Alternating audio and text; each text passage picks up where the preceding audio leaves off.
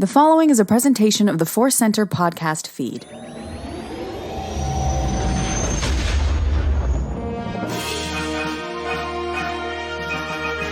From the center of the galaxy, this is the Force Center podcast feed, and this particular episode is the Kenobi Report. We are going to celebrate an episode of Kenobi that was absolutely amazing and featured absolutely no appearances of the corpse of Tara Sinube. I'm Joseph Scrimshaw. I'm Ken Napzok. I'm sorry, buddy. It's not looking good. It's not looking good. There was that glimmer of hope that was just the species, not Tara Sinube, but... There was a real like energy of like, let's brush off the food. It just fell on the floor. It's still good. It's going to be okay. It could just be a Kosian Jedi Master. And then, StarWars.com tweeted out a little GIF there, a little GIF. No, in all seriousness, it's been really fun to just celebrate that character. And thank you to everyone who has reached out. Tara Sinube was a incredibly interesting part of that episode, but there's so much more to discuss in the world of this television show, Obi-Wan Kenobi. So I definitely want to dive in. Part 4 of our Kenobi Report about Part 5 of the show, about 34-ish minutes of story once you break it all down, written by Joby Harold and Andrew Stanton. No other credits, once again, speak to this part of the story being one that was crafted in more of the final evolution of the show, since the earlier episodes had a lot of credits for story by two people who worked on various earlier iterations of Kenobi. Once again, of course, directed by Deborah Chow. You have any thoughts on any of that, Ken? The length, the credits? No, length was good. I'm ready for a 3-hour finale, but length was good. Love tracking the writing journey of this show. It's come up more than anything else because of the long process to get here, which has been fun and fascinating. Absolutely. And I think it is a really interesting dance between a sort of 3-act movie structure, which I kind of expected, which it kind of is, but also a real effort to make it episodic, which I'll be thrilled to discuss more once the whole show is done. But yeah, definitely, I felt like this was a full meal. I didn't feel like this isn't enough, because man, did they pack a lot into that time. When I finished watching with my wife Sarah last night, she was just kind of shell-shocked, so I just gave her some time. And then her first response was, "How long is the finale?" So I think that your feeling is one that is being felt, at least by my wife in this home. Yeah, no, absolutely. And I thought I saw, I'm not even going to discuss. Thought I saw some answer out there to that question, and I'm like, I don't even want to believe it. It was a great length. I don't want to believe it. We'll just see next week. Yeah, we'll see. A lot of detective work going on out there. We always like to set the scene. We want to celebrate that we are Star Wars fans who are just kind of enjoying Star Wars as well as analyzing it and all that stuff. So, Ken, was there anything different about your viewing process this week? Yeah, again, like to publicly apologize for this episode being a day later than normal around these parts, but it ended up being a really good reason. I'd not go into too much detail here, but yeah, I had a colonoscopy scheduled, and y'all should get scheduled and tested if possible. I know that's always harder to. It's a different podcast about access to healthcare, but anyways, long story short, it was a good, easy process, and something was found and something removed. And according to my doctor, I'm one very lucky guy. So I'll take this delay of the podcast to take that test and get that screening and have it do what we need it to do. Either, hey, you're good, or you're going to be good, and all that kind of stuff. So that was good. But what that also means is, like Joseph is hinting at, I watched this episode the first time having just downed about 13 glasses of vile liquid to prep me for my procedure, which was an interesting view. But it was I was done by the time the first round. Then you have your morning prep too. Oh, it's a journey. But I was done with all the major activity and just kind of was ready to sit on the couch and be like, I just need. Okay, it's 42 minutes. I need 42 minutes with Kenobi and friends to just kind of calm me down after that gauntlet. All worth it. But that was my experience the first time around. Well, that's a great experience in terms of having Kenobi and friends be there for you in a time where you needed some comfort and some distraction. So I'm glad Kenobi could be there for you. I second the desire for everyone who is able to get checked. I feel like it's a real Kenobi thing. I feel like there could be a PSA of Kenobi telling Anakin, medical health, a colonoscopy is the destiny of a Jedi. It's just what you need to do. Protect yourself, Anakin. Preserve life. So that is fun to imagine. I'm glad that you got that experience done. For myself, I had a much more traditional experience. I poured myself some gin. I rotated in a new Kenobi figure to watch with my growing collection of various Kenobi figures that are watching with me. This week, I really wanted to get myself sort of back in the mood because I've got a lot of different things going on and I can feel kind of scattered and then be like that. I'm just hitting my wrist where my imaginary watch is going. Like, is it time? Is it time? And I wanted to slow down and get back in the mood. So at about 11:45, they have it as a separate sort of previously on that you can rewatch that 5-minute prequel summary that started the first episode. So I just rewatched that and I just so got into the mood and the vibe and the thrill of we get to see this story continue. And that is that 5-minute preview of the summaries or review of the prequels is a great summary of the prequels, but I also feel like it is a guide to the beats in the show, to what specific moments or ideas might still be pulled out. So it was really fun for me to get back into that headspace, then watch the episode and just immediately hit replay. There was no question. This was an instant rewatch for me. This was not I want to sit and think about it. It's like, no, I just want to, as a fan, watch that again right now. Yeah, no, I would have if I could have preoccupied. And second viewings are so important, and if anyone counters that, well, you shouldn't have to watch an episode twice to appreciate it. That I would disagree with that. If you're studying Star Wars, loving Star Wars, you always want to get that second viewing in. Expectations are tossed out the window. Things that might bother you the first time around. And there was a couple of things that did, and you look past that, and also just the thrill of it. The roller coaster ends, and you're like, again. That's part of the reason we're here. That's where I was at. I definitely want to watch it more than once to really get past just my initial expectations, get past just the plot beats, the literal what happens, and then I really want to rewatch it for the depth, but then also for the roller coaster. And I think that's a great way to get into our overall reactions. Loving it, liking it, struggling with it. I really enjoyed it because I thought it was such a great example of a ton of action, a ton of cool pulp thrill, but all of it had meaning and depth, and that's what made me want to smash that button to watch it again. It's like, I want to see Darth Vader do those cool moves, and I want to feel why he's doing them. I want to have both levels of experience right away, right now. So where were you at? You said you struggled with it a little bit. What did you struggle with? Where did you end up?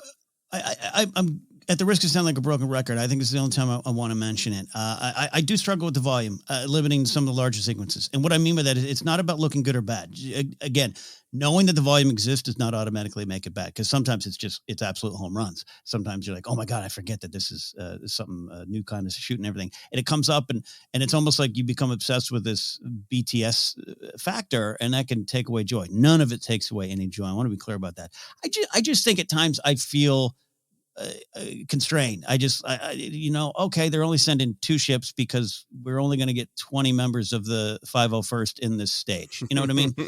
and that's just the reality. And that's why I think it's important to be able to go, okay, acknowledge it. I'm feeling that.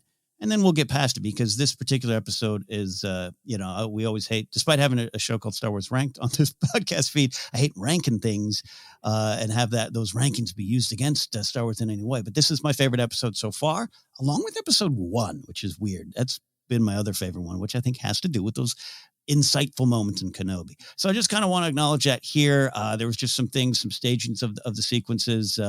I wanted more people to duck and hide when shooting, little tiny things. So that kind of popped up a little bit, and that's just me being honest about it there. But beyond that, man, we had discussed for years, and I do mean years, going back and re-uploading and fixing some of the old episodes on this big long switch to Acast. I've heard you and I and Jennifer talk about what will we get in Kenobi movie? Why? Reasons we think of Kenobi. It's not about, hey, we predicted things that are right. We're always going to have things that are spot on and some things that are wildly wrong that we said years ago. To be clear, we're not in the prediction game. We had discussed for years how this story had the potential to be this big turning of the page in Obi-Wan's life. And quite frankly, it is that. And I'm just loving that every week. And not that it's not surprising. There's things in the series I've never seen, right? Kenobi with young Leia, Reva. I didn't know that character existed before this one. There's a wonderful list of new things the show is bringing, but this exploration of Obi-Wan's life is working for me. That's not always going to be for everybody. So the themes and character study is just home runs for me. I think the action, to be clear, scratches those Star Wars pew pew pew itches. We got some great action, so I don't want anyone to think what I said takes away from my enjoyment of the action. Just that's the overall view. So you struggle and you love, and that's the Star Wars story. Yeah, you struggle and you love. Yeah, no, I'm with you with the volume. I think I'm feeling it. I think it's partially because I was telling my wife, is like, I'm trying to find the words. It's almost too big to process, right? Like going back to all the different points of my fandom, from being a child to being a fan of the prequels. And at the time, even though I still had my criticisms of them coming out, I loved them and wanted to see more.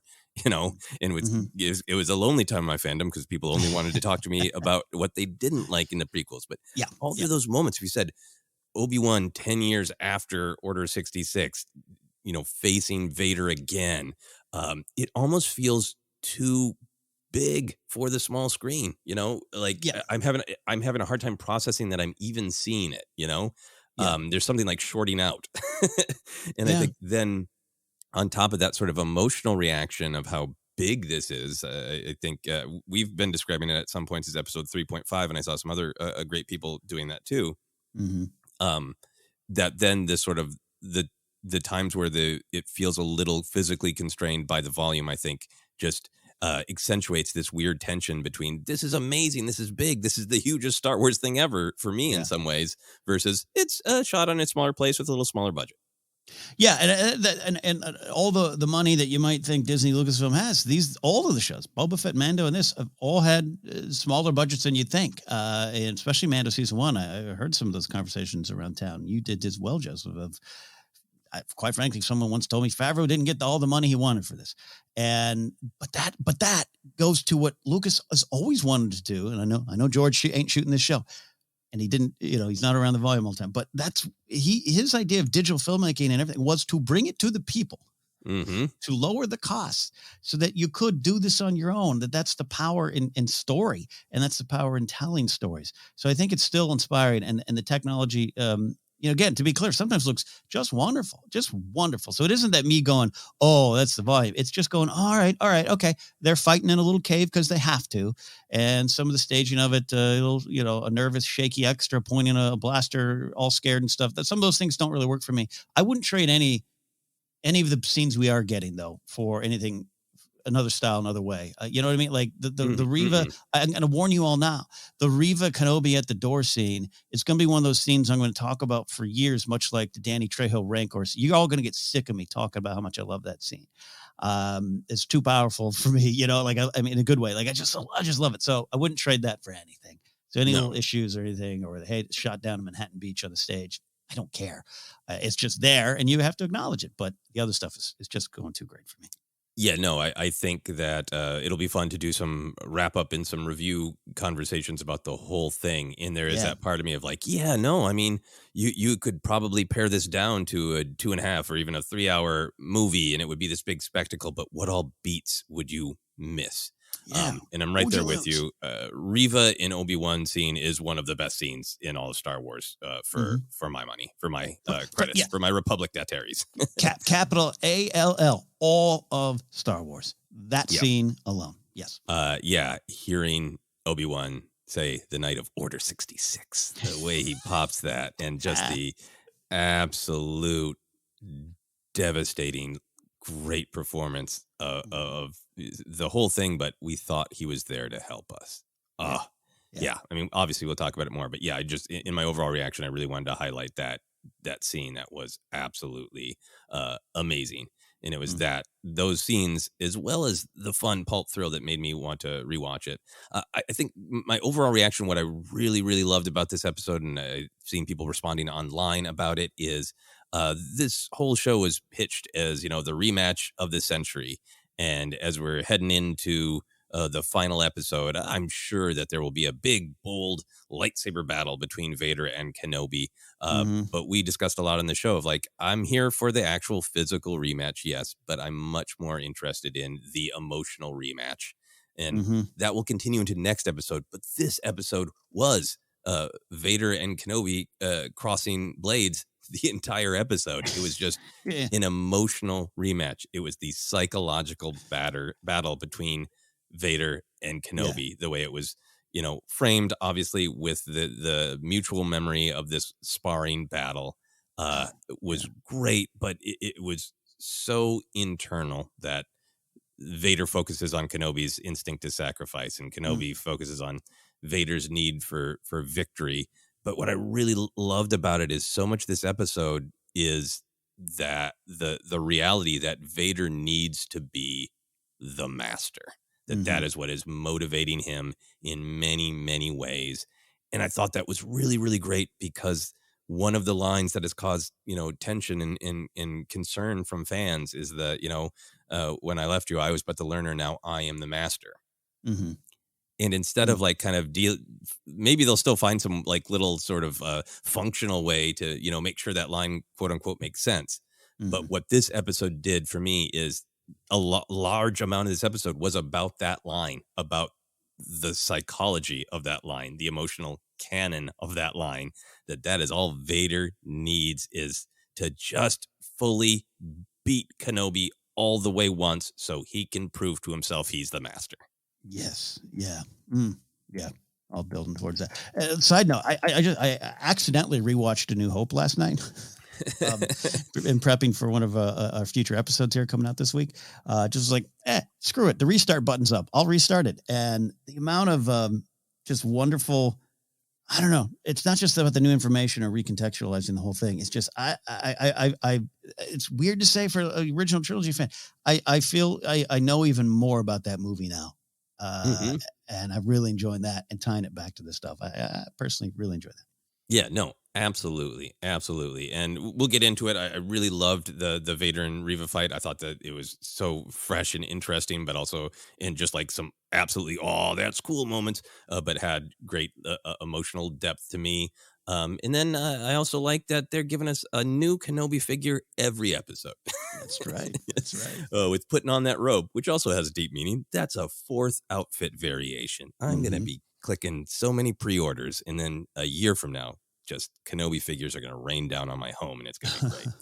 I also keep mentioning my overall reaction that there continues to be a commitment to cliffhangers. Again, as I've said the last couple episodes, not a bump, will Luke Skywalker make it? But it's still a cliffhanger. And I really love that that establishing shot of the homestead was from the perspective of Kenobi's cave, where at least, in theory, to a part of his mind, maybe that's where he should be. Maybe that's where he needs to be. I really love that extra emotional weight of the cliffhanger, that it was framed from Kenobi's perch. And he's not there. No, and absolutely. He's not there. No, to your point of sorry, cut you off. No, go for it. Sorry, the emotional cliffhangers are really working. Yes, we know Luke's going to be all right. That's not what not what cliffhangers are all about. It is just, man, I'm excited to see. To see. Yeah, the cliffhanger is, what is it going to take to keep him okay? You know?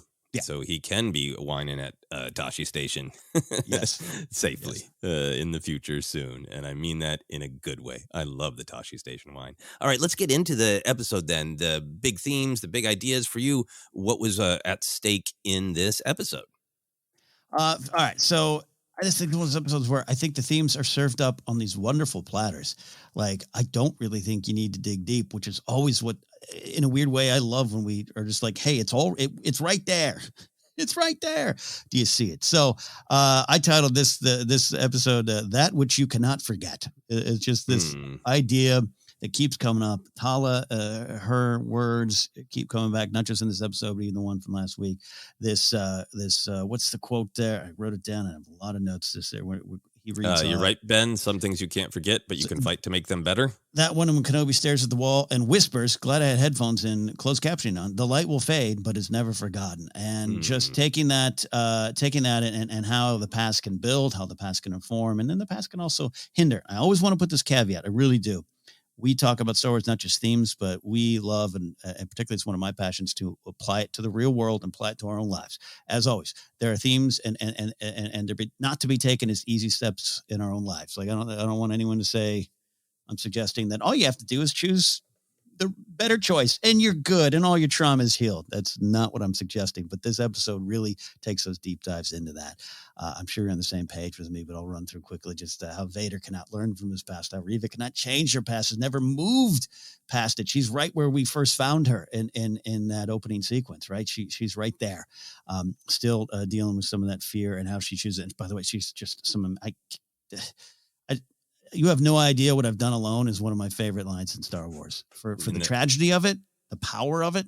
There's so much behind that line. And then just the wind up in the delivery, just the power, the choices to make each of those syllables kind of distinct. But then there's also just this sort of like rumbling fury coming out of it. It's really well delivered. These are the moments that for me are like, yes, she's a phenomenal actor making really interesting and specific choices to make us, the audience, feel her pain.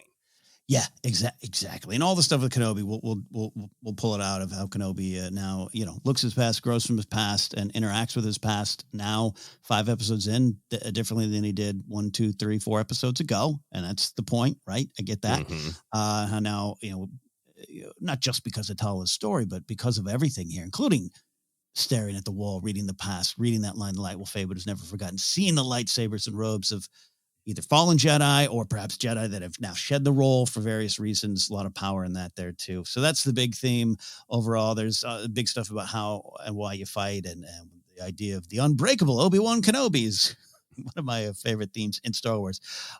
Just how what will it take to break Kenobi? All those kind of things. So anyways, that's all stuff at play. That's where I'll start, and I'll concede the floor to you, sir.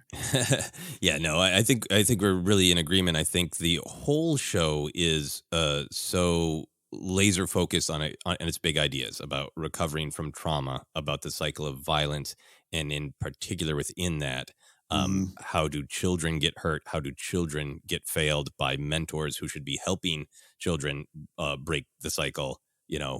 All of those ideas it's so laser focused on, including even like in this week, Tala's, memories of being made to serve the Empire and being made to, expose all these families to the violence of the Inquisitors, but including and specifically in 6 children, I believe she says it.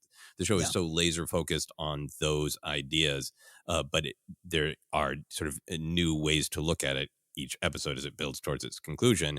And I think the big episodes here the big ideas in this episode are how do you handle the past, and really about how you fight, as you said. Those are the 2 big things that I want to look at. I really want to look at this idea that you started with. I kind of thought about it as learning from the past versus repeating it. And everyone in this episode, for simplicity's sake, we'll code them as good guys and bad guys. They're a lot more complex than that. But for simplicity's sake, we'll say heroes and villains. Everyone is responding to past trauma, right? And the heroes, like Obi-Wan and Tala, are trying to learn from it. They are trying to not have the mistakes of the past happen again. And I feel like our villains, Vader and Reva, are obsessing in thinking that they can correct it by doing something in the present. They can fix the trauma that they felt in the past. But in doing that, they are risking just repeating the cycle of violence and repeating the cycle of loss, which is, I think, happens to both of them a little bit. Happens to Reva a lot. But I think it happens to Vader as well. So yeah, I think you're spot on. I want to dive a little bit deeper into kind of each of the heroes and each of the villains' path through this. But I also want to pause for a moment to see if you have anything to add to that. No. I love your deep dives here. Yeah, no, I think it's the breaking the wheel, so to speak, to borrow from the other franchise, but the breaking the cycle of violence, and that's why I love. Not to go into individual lines here, but I love Kenobi just kind of saying, "Are you going to let him do that all again? There's families in there, children, like, and it Mhm. was really powerful just to see. And I have a lot of Riva thoughts. Someone who had this trauma that would destroy everyone, and I totally understand it's tied to some horrific tragedies in the real world, and here in the US they have the warning up again, so try to discuss that with care. But from that horrible starting point to, to me, in my mind, her making some choices. This isn't Cassian going, I did some horrible things in the name of good. I think this is Riva going, yeah, I did some things because that's how this would heal me. And it isn't, and it's not even that she wants to be healed. She just wants to destroy it all. And Vader's in a similar situation. I think this giant hole in their souls, and the way they choose to fill it is it's just tragic. And I think there's this other theme of the hollowness of rage. And I think even the Grand Inquisitor showing back up, and he's so wonderfully swarmy, but just kind of being like, cool, yeah, your rage was pretty good for a while. It ain't good no more. And that's this horrible lesson, tragic lesson to learn. Anyway, so I'll hand it back to you because I'm going to get too excited about Riva stuff. Yeah, no, I mean, let's just dive into the villains. We'll talk about Riva because I think Riva is her cycle is the worst because it is a literal repetition, right? That her motivation is vengeance, right? And there's this question of, will that make things right? She was, grievously wounded physically and emotionally by Vader, so she's hunting him. But in order to do that, she is repeating the cycle already and inflicting trauma on younglings and families and innocent people of all kinds to be an Inquisitor, to get close to Vader, to hunt him. Right. But I thought one of the things that was really, really powerful about this cycle of violence story with Riva is in that great scene that we both love so much, the door-to-door confessional between Kenobi and Riva. When Kenobi gets through to her and she starts speaking her truth so quietly and hauntingly, she says, I tried to help them, but I was too weak. And she mentioned things about family. That is a total mirror of Anakin, right? Of like, I saw that somebody else had the power to take life and to cause pain. And so my response to that is, I need to have so much power that I can never lose anything again, and that I can kill anybody who is powerful enough to kill. It's the reason that Anakin is in that temple inflicting these horrors on Riva, and she's repeating that cycle.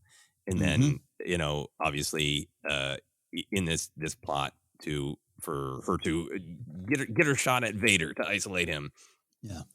In some ways it can be seen as she is helping the Kenobi and all of the people escape. She is helping break the cycle of not letting Vader walk through there and slaughter everyone again. But it is still just trying to get her vengeance, right? It's not it's not the Kenobi or the Jedi. It's very tragic, but he needs to be stopped, not with hate in our hearts, but just for the reality. She's gonna kill him for vengeance, and only ends up so very literally going through the exact same trauma again. Those shots flashing back and forth from Vader and Anakin, Vader in the present, Anakin in the past, is just such a horrific and powerful literal cycle of violence. She failed to escape it and ended up caught up in it. And we'll talk about it more, but I think, the ending is about her continuing to be trapped in this cycle of violence of, if I can't hurt Anakin, I'll hurt his kids. Yeah. Right. Yeah. She ain't going to run to Tatooine to have a picnic. Yeah. I definitely want to make some more time at the end of the podcast here to talk about thoughts about next time. But I feel like that was a part of it, of like, she literally went through the exact same cycle of violence again. The exact same thing happened to her at the hands of the exact same person. And all she can think about still is rage, and getting back at him. So yeah, I thought Riva's part of that was very powerful. And I'd love to dive into Vader here a little bit, if that's cool with you. Oh my gosh. I wrote beat for beat that flashback fight to see what I could learn from it. It was great. Yeah. I mean, the flashback fight was absolutely amazing. And it by Kenobi and Vader sharing it, it set up that Vader is trying to not fall into the trap, right? Like we can talk about this a little bit more when we're talking about this idea of the theme of how do you win, right? But it's like it's almost like Vader Anakin is thinking like, I always have him. I'm always more powerful than him, and then he's always got something up his sleeve. But I can get on top of that this time. Yeah. But his whole motivation in terms of this cycle of I can not learn from the past, but I can correct it through sheer will and sheer power. It all feels to me like Vader's motivation for Kenobi isn't vengeance. It isn't Palpatine will be happy with me if I stop him, or I'll be able to achieve this next thing if Kenobi is gone. To me, it's all about Vader Anakin's mindset of like, I am the most powerful. I am the master. So how could Kenobi have beaten me? How could he have left me imprisoned in this suit? So it is like just straightforward vengeance, like the surface level, like it was in part 3. It was like, you burn me, I'm literally burning you. But this episode was about the deeper psychology of like, I have to beat you at least once, all the way, no doubt about it. How can I be the master if you keep beating me in some way? And I thought one way that was like just really hammered home literally is having some of the same moves in the sparring fight that Vader uses against Kenobi in their part 3 battle, where he's got Kenobi down on his knees and Kenobi's just kind of holding up his blade as nothing but defense and just hammering on it. I mentioned that as being like one of my favorite action moments in part 3. And then to see that exact move in the sparring fight, it is just so much about Anakin just being blunt and literal and power, hammer at his defenses, and I will break him. And I think that's a lot of what that part 3 fight is about, is like, I broke him really easily. I need him to stand up to me so I can prove that I'm the master. And, and it's really frustrating that it was this easy to batter down his defenses, because I know he's got more. And I feel like Vader's thinking through that fight, trying to correct the past by not having it happen again. And when that second ship takes off, whoever is in the helmet at that point, the helmet just wobbles a little bit, and it should be comic, but it's painful. It's like, I tried so hard not to have it happen again, but he beat me again. It's really powerful. Yeah, Vader, I think of the Breeders' song, Divine Hammer. I'm just a divine hammer. Vader's just this hammer looking for his water to slash. Rock DJ emerging back in. Yeah. Everything you said, it's having rewatched New Hope and that fight, and you and I are going to analyze in a future episode every little lightsaber fight in Star Wars. We're going to have a lot of fun doing that soon here. That's a little spoiler for you all there, what's coming soon here. But you know what I was drawn to, Joseph, after watching this episode, is in episode 4, New Hope, where Vader's just like, escape is not his plan. Kenobi's not here to escape. I've lived with that line for 40 plus years, but it just has some new context to me of like, I've got to go prove I'm still the Padawan. I'm still the learner. This bleep has got my number, and that's all I see. That's all I see. And to see that play out and to see, again, the lessons of it here. I love the start of the flashback fight, which is, by the way, wonderful, right? And everyone's been clamoring for flashbacks. And here you finally get him. Sorry you had to wait so long. Obi-Wan mentions how he lost the previous training fight, right? Good. Then maybe I stand more of a chance this time. Already playing into Anakin's pride, already knowing that you can topple him because of that. And how that all just this all builds to Vader stomping the robes of Kenobi after he disappears. It's all that's leading to this of what? I'm the most powerful. I'm mad at this order. I'm mad of perhaps regretting the decision to leave his mother. Perhaps I think he does. Regretting the decision to sacrifice all to get this power to save Padme, and it didn't do it. And nothing. How many times have we said here in Force Center that Vader is just stomping around the galaxy, the most powerful one out there, even though he's a second generation model because of all those limbs and all that stuff. As we said, Palpatine bought damaged goods at this point, but he stomps around and never gets what he wants. And he's so obsessed with victory and power as an answer. And I think that only changes in Return of the Jedi. That's, to me, the first time he lets go and he sacrifices himself for Luke. Other than that, it's always about victory and how hollow it is and how hollow the rage is. So it really makes me just want to watch every Vader moment again in the original trilogy. No, absolutely, and I think that's what's adding so wonderfully to this is, I've long said I feel like the story of those two big battles in Episode 3 and Episode 4 are Kenobi beating Vader twice, but in different ways. Like he Yeah. physically beats him because in Episode 3 because Anakin is obsessed with his power and thinks that he's leveled up with this dark side. He's believed that lie, and it's like no, Obi-Wan just has the tactical advantage. He beats him, physically brutally in a lava-covered nightmare, right? Yeah. And then Vader thinks he wins on the Death Star, but he doesn't even know what battle he's fighting. Absolute victory by Obi-Wan, and I'm so interested to see if they do indeed have a big physical clash, how that fits into that story. But this sort of chess game across the stars, Yeah. in this episode, Vader definitely lost again. And so he didn't get what he was wanted, which was this: I can retroactively fix the past by kicking ass in the present. Yeah. Go ahead. So I'm not going to call them out. Someone I know tweeted out. Sorry, Twitter's an interesting spot. If Vader's got all this power, why doesn't he just use it to get what he wants? It just was like point. He's trying. Story like that's exactly. You got it. Trying. You got it. You're almost He's there. Trying. Yep. Yeah. Yep, he's trying, and it's all that power isn't necessarily enough. Just to touch base quickly on the positive side of this, I feel like what's really nice about this is, Reva and Vader are obsessed and repeating cycles because they need to make the trauma of the past go away by repeating violence.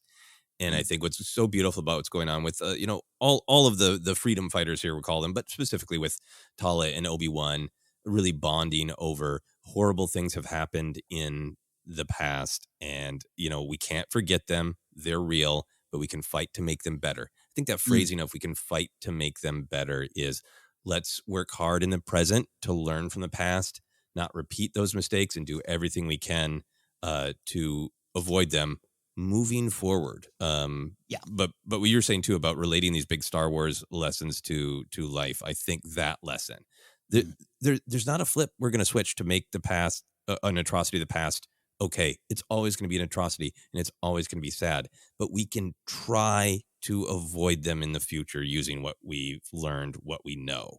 I think it's really meaningful that this whole escape is compared to multiple atrocities of the past. And Tala is really explicitly comparing it to when she was used by the Inquisitors, and that she's, those hash marks on her belt, I'm not going to let it I'm not going to repeat that mistake. The fact, like you were saying, that Obi-Wan just directly says, this is going to be Order 66 again if you let it, Reva. Their families back, their children. Are you going to let him do it again, what he did to you?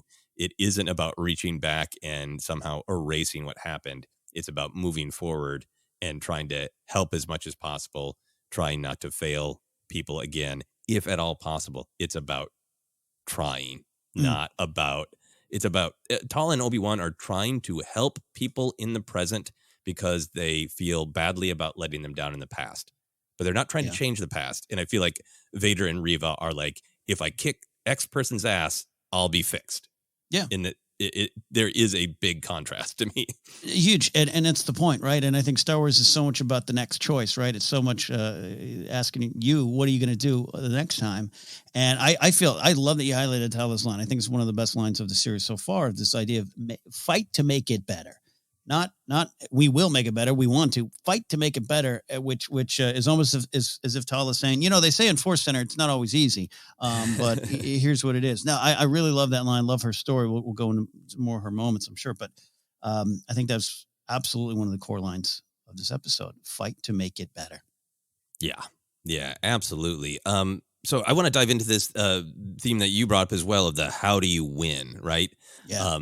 Big picture, I really thought it was this Kenobi Vader battle of like, there are two paths to victory. We've already touched on this a little bit of like for Vader Anakin, it is the sheer power versus Obi-Wan's ingenuity, resourcefulness, seeing the big picture, asking others for help. But all of it kind of boils down to this big Star Wars theme of rigid versus organic, right? Yeah. And it's not that Vader can't be crafty, and he's trying to be crafty, but Obi-Wan kind of always out crafties him.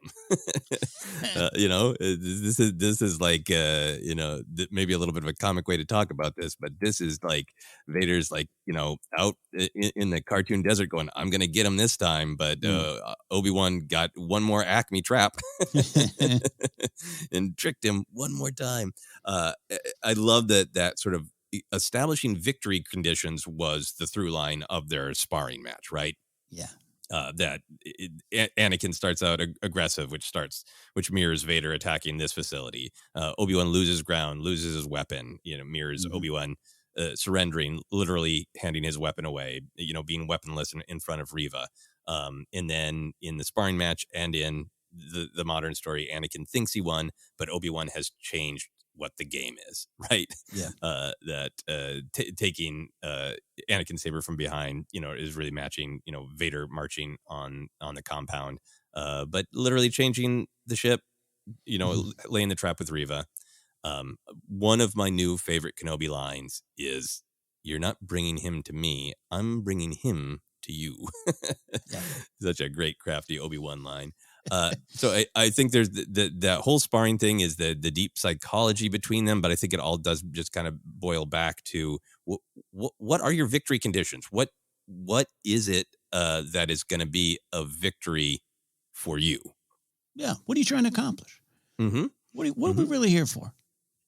Yeah. And obviously there's a lot of great lines in that flashback about Obi-Wan making this clear of your need for a victory. Anakin, it blinds you. You're a great warrior, but your need to prove yourself is your undoing. Until you overcome it, a Padawan you will still be, which is, ties to his, I was but the learner line. And definitely feeling like an angry Padawan right before Reva attacks him when Obi-Wan's got him again. But I feel like Obi-Wan really defines his victory conditions relatively early in the episode, right? He defines the parameters of the fight, that the goal is to work together, defend life, and escape. He steps up, he takes leadership, and he has that line, if we try and fight them, we will not survive, but we do not need to fight them. We just need to hold them off long enough to get you all out. So he really defines like, this is what the victory is. It's not about fighting. It's about escaping to live another day. Mm-hmm. Yeah, fighting for survival, which is more powerful than the winning or whatever your traditional view of winning is. Yeah, absolutely. And yes, is that a repeated Star Wars theme? Absolutely. Star Wars is not just about Star Wars. I saw that recently too on Twitter as well. I guess it's just about Star Wars now.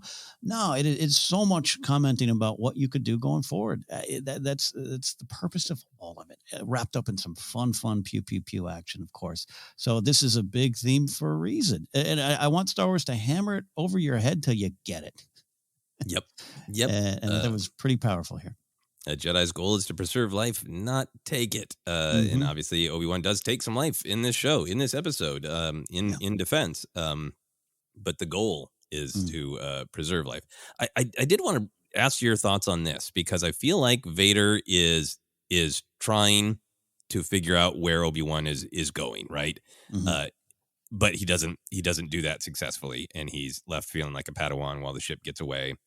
And then Reva attacks. And I thought the battle with Reva was super, super cool. Obviously, getting to see Vader, use the Force in different ways.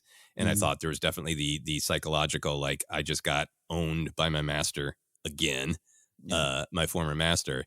I'm going to show Reva who's the master, right? There's some real, like, almost behind the mask. Joy is a weird word, but just like, I could probably take her out in a second, but I'm going to make her feel it because I need to feel like a master right now. So I thought there was that psychology in it, but also his actual moves, I felt, reflected his sparring battle with Obi-Wan a little bit, with him trying to take a little bit more of the Obi-Wan role. Yeah. In their sparring battle. I thought it was really, really meaningful that he didn't pull his blade. He fought for Vader. He fought very defensively, spending a lot of time dodging and letting her tire herself out, taking her weapon from her, just like Obi-Wan took Anakin's weapon in the sparring battle. There was a lot. I feel like he was trying to fight like Obi-Wan, like he knows he can be a blunt instrument, and he's trying to fight crafty. Yeah, I love it because he says your weapon is gone. It's over to Obi-Wan in the flashbacks, and maybe taking the lesson but learning the wrong thing from it. Yeah. Yeah. And it's not like Vader isn't crafty. It just Yeah. feels like Obi-Wan always one ups him. In Mhm. this particular fight, this is not raging Vader hacking away. This is cool, collected Vader showing Reva um, what a master he is, and what a low level fool she is from his perspective. Yeah, and him always being hip to what she was trying to do, right? I love that. Like, did you really think I didn't figure this all out, youngling? Like, Oh my lord, yes. great stuff to be like, yeah. I've got this. No, I love looking into this because the action, we can talk about it later. The action is pretty cool. Vader doing all these different moves and everything like that. But the why of it all is intriguing to me, and I'm really with you on this point of I don't know. It's like me not eating food for 4 days. Man, that Thai food I ate last night, I was proven I was the master over it. I'll tell you what. First meal in 4 days, I was doing all the moves Vader was doing. With my fork. But yeah, I because I had that thought too of like, he's not even pulling his blade. So I'm fascinated with the why of that. And I think you're hitting some things that I really like there. Yeah, and giving her, it's such great use of the Inquisitor blade that they can separate it and give her blade back. And it just really feels like, look, I could probably just force push you into the wall, and I'm more powerful, and that would be it. But I'm going to take my time with you because I need a win. I need to pump myself up. I need to pump myself up. So I am going to let you rage like I would sometimes do. Mm-hmm. And I'm going to own you. I'm going to give you your blade back so you can even try. I'm going to show you I can still beat you, Yeah. Yeah, obviously extremely moving and affecting and horrifying from Reva's perspective, but also a lot there for Vader. Final thought for me on this sort of how you fight and what are you actually fighting for? What are your victory conditions?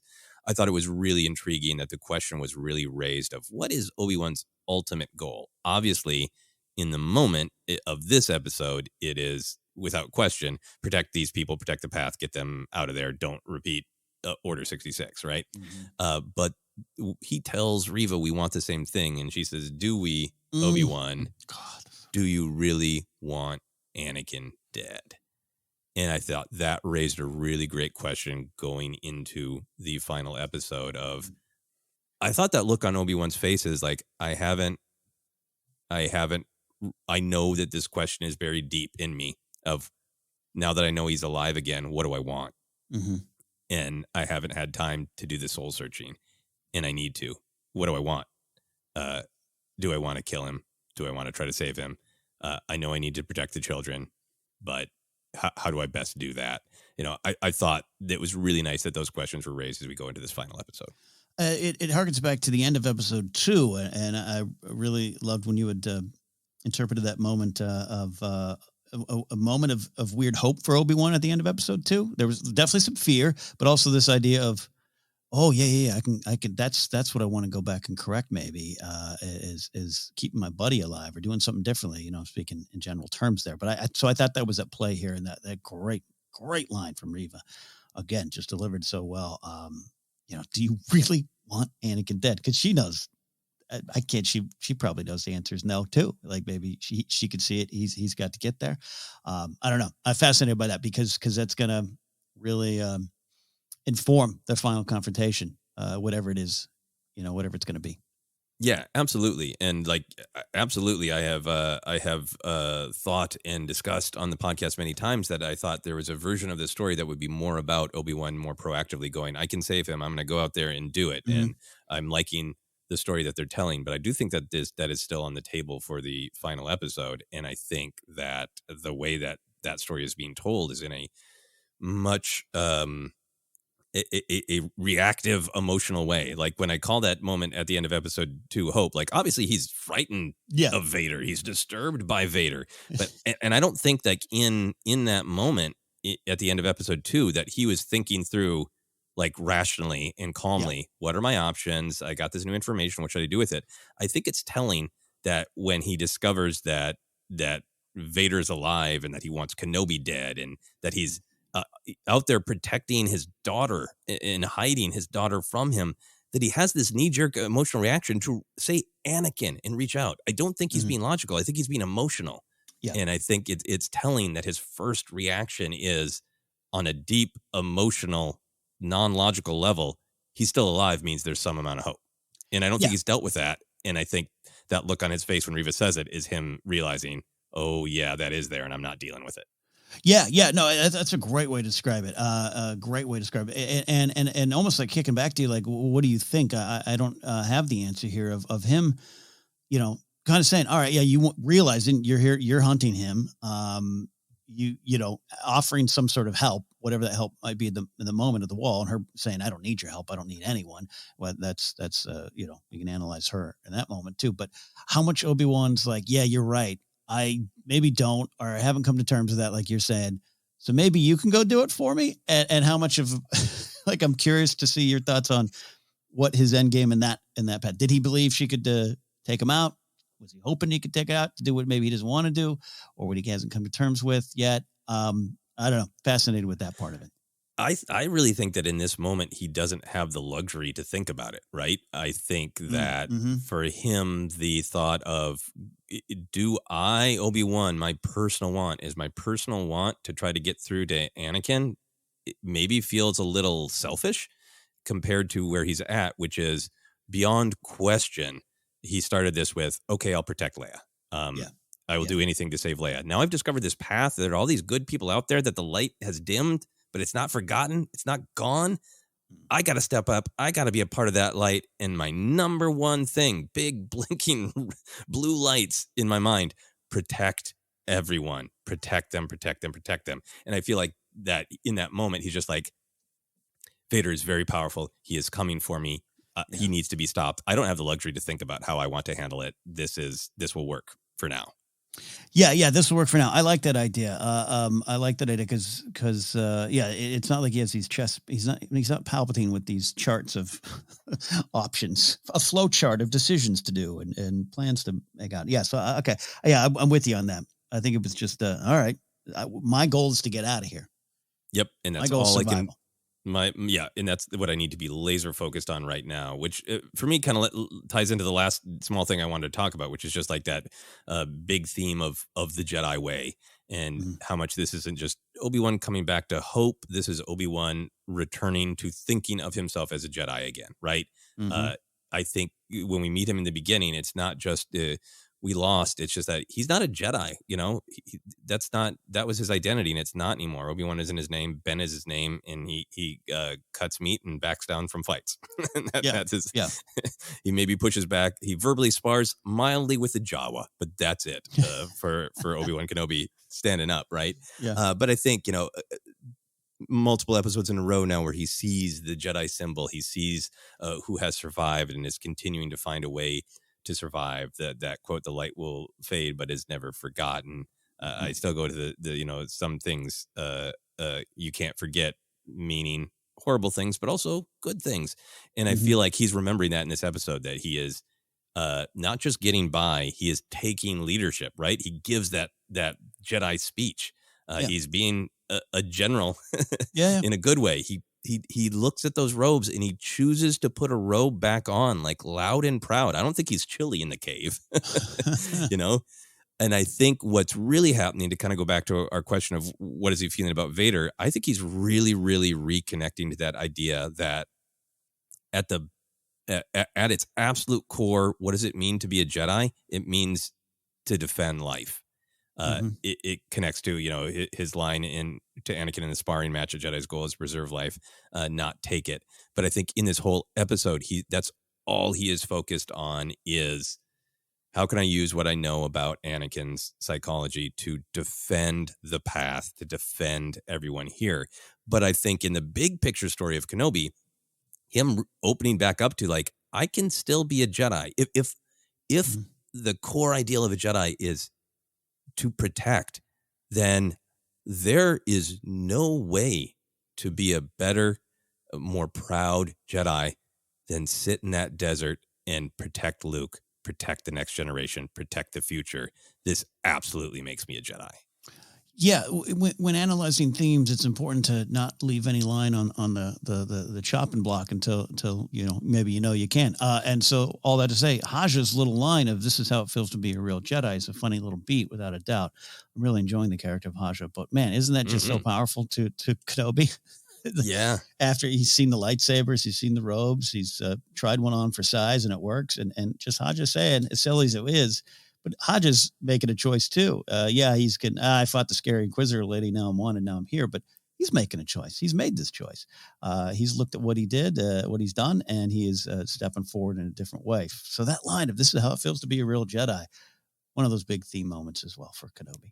Absolutely. And I think it's meaningful that, after super grumpy Kenobi from the beginning, not trusting Haja, and in fact, yelling at himself on Mos Espa, like, I never should have trusted that bleep. Yep. To be like, can you please watch over Leia? Yep. That transition to that level of trust, Yep. Big Completely. deal. Do you want to talk about how this episode reflects the sort of larger themes or storytelling of Star Wars? Do you have any thoughts there? Absolutely. This idea of why we fight is coming back. We always, pull some of those themes forward from the previous discussions, but no child left behind. I know that, by the way, is a very real world phrase that might take you all in a different direction, but just go with me on here. That group was waiting for Leia. That group needed to survive too. I want to credit our good buddy Alex Damon did just a great little analysis beat on this in his review too, of just like, that's part of it. No one left behind if possible. We go forward together or we don't. And I thought that was a great little beat of just what this is, the overall Star Wars story, not just about the rebellion that's emerging. And I think you take all the themes you and I have discussed today, the why and how you fight, what's the goal, your conditions of victory, love that phrase, learning from the past, the hollowness of rage, you collect them all into a pamphlet called How You Actually Win. I even hesitate to use the word win in that, but you know what I mean? The complete victory, the actual victory, the breaking of any cycle, the breaking of violence, true change. And I think you put them all in a little pamphlet and you just start handing it around the galaxy. And I think that's what this episode is doing for me. Yeah, no, absolutely. I thought that this episode really did have a thread of alone versus together, like the literal words together and alone being repeated, as well as seeing it in the actions. Obi-Wan, when he steps up and takes that leadership role, he says, if we defend this position together, then by the time they get inside, we'll be gone. Obi-Wan and Reva have that great back and forth that you talked about of Reva saying, I don't need anyone. And Kenobi saying, you won't stop him alone. And as we talked about, you have no idea what I've done alone. But again, it's that alone versus together in their second meeting. Kenobi says we could end this together. So I really thought that theme was prevalent. I loved the moments where Obi-Wan kept going back for people, right? And it was really like, yes, no one left behind. I thought that was really, really beautiful. Yeah. I also really liked that this whole show is taking something that I've always thought about is implied by Star Wars storytelling, but making it very specific and literal of the Jedi is found family. Like the theme of found family is so huge in Star Wars, going back to A New Hope. I think it's one of the reasons that people are so connected to and so celebrate Rebels, because Rebels has that as its beating heart, right? Found family. In Obi-Wan and Leia bonding about what it means to miss your family of origin, but having just as much joy in your adoptive family, your found family. Obi-Wan says, I got a new family, the Jedi. And even though it was in an absolutely horrible moment, Reva using that term again about her fellow younglings, saying they were the only family I knew, and he slaughtered them. Obviously brutal, but it continues this idea of that Jedi as found family, which I really, really like. Yeah, it was really powerful. Yeah, again, Reva's got so much stuff. Some of the stuff that's happened to her, it's without a doubt. I'd break. I'd absolutely break. That's why I think there's so much sympathy I have for this character and empathy to her story so far. But yeah, that was such a powerful use of it, just to see her kind of just reject the idea of looking for a new family, looking for a new connection. That's why that line was so powerful to me. If you don't know what I've done alone. There's a lot of power in that statement. A lot of 10 years of this. She should take some pride in surviving on her own, but where it's led her and the hollowness of that, again, the hollowness of rage is a big lesson anyways. Yeah. Yeah. Yeah. I have two more little things. One is horrifying and one is hopeful. So we'll do the horrifying. You mentioned it, but I wanted to hear your thoughts on it. The way it hit me the first time, Reva's having that flash between Vader approaching to stab her and Anakin approaching to stab her, and both of them stabbing and reliving that trauma. In a lot of stories, that would be, like that awful, funny moment, emotionally awful in the Avengers movie where Scarlet Witch says to Thanos, "You took everything from me," and Thanos is like, "I don't even know who you are." Like a lot of times that beat would be like, I don't remember you. The fact that Vader says, "Did you really believe I did not see it, youngling?" Obviously it feels like, when Reva was brought into the Inquisitors, like, he remembered her or remembered, sensed that what she was about. But I guess what I'm getting at is that the way that line struck me on an emotional level is Vader remembers everyone he slaughtered. At least in the temple. Like once he gets to Vader and just, cutting down rebels right and left in comics and that, I don't know that he's memorizing every face. There's Bob. Bye-bye, Ted. See you later, Chuck. He's got that Vader, all I'm surrounded by is fear and dead men. I don't think he's like, and I'm going to remember you all. Yeah. But I took it as he remembered every face. I don't think I don't think it's implicit in the line, but that's the way it felt emotionally. And I was curious if it felt the same to you. It did. I'll tell you why. And it's not just that moment, a lot of moments in here. This idea of, I guess we could call this a shared flashback. It definitely seems to see a lot of it from Vader. But I imagine they're both going back to that moment here in this episode, so I can go with that. But it goes from the opening flashback to Vader. It's him remembering these things. And this just might be, again, being an original trilogy kid of thinking, what's in there? How much does he know? How much is buried?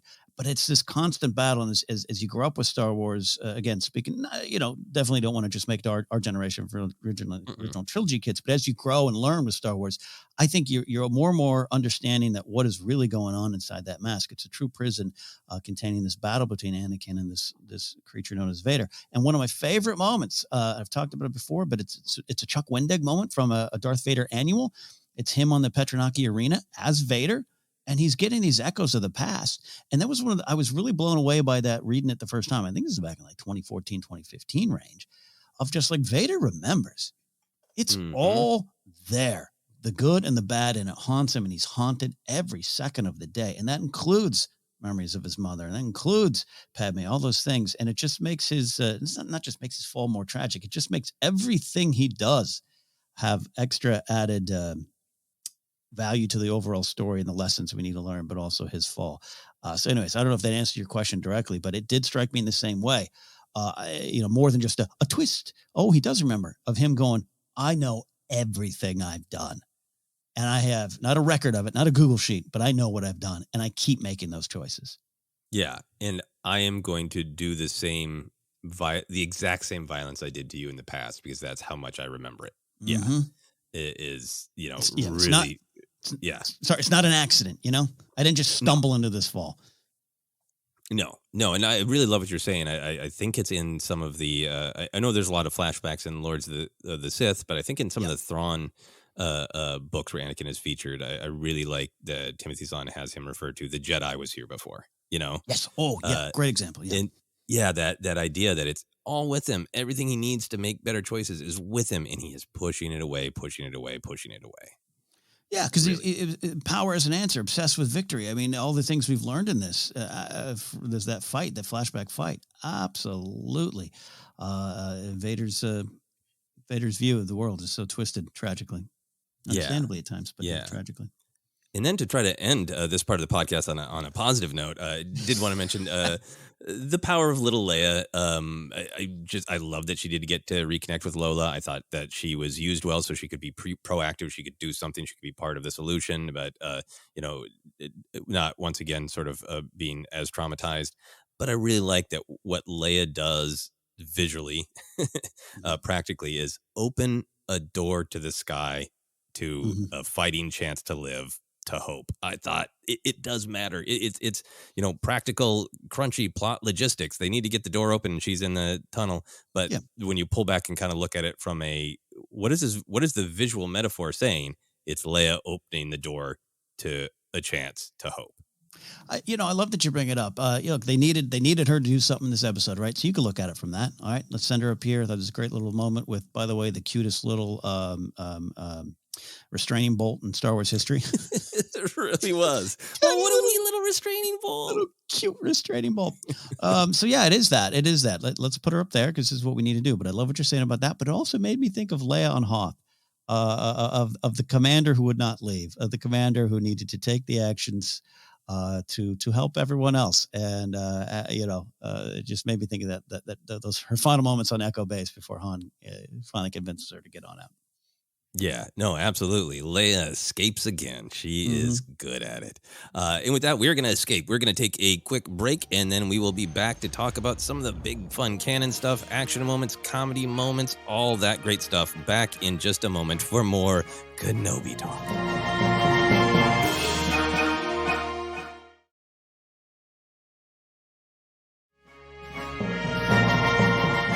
We are back for more reporting on Obi-Wan Kenobi. We are excited to get into some canon stuff. I thought this episode was really interesting, Ken, because it did have some fun, specific little things that we will get into. But I want to talk about some of the big stuff. We talked about a lot of the meaning, the ideas of the sparring battle that we see. But I want to take a moment. That's a big canon thing to see Anakin and Obi-Wan sparring in prequel era. I would think right around pre Attack of the Clones. How did you feel just about seeing that? First of all, I'll go back to a little bit of how I took in this episode. Again, 13 glasses of the most vile prep juice down my gullet. The episode starts and we're on Coruscant. I go, oh my God, that's awesome. We're on Coruscant. I wonder who's is Bail there? Like, I thought it was in the present. And so when they pull back and I see the Padawan braid, I got extra excited. My delusions. I was like, oh, a flashback. Oh my God, so great. Love everything about it. Even from the little details of I'm wondering like the exact moment, like when it is. Like, is this right before Attack of the Clones? Like, are they now going to get in that elevator and go see Padme? Like, when is it?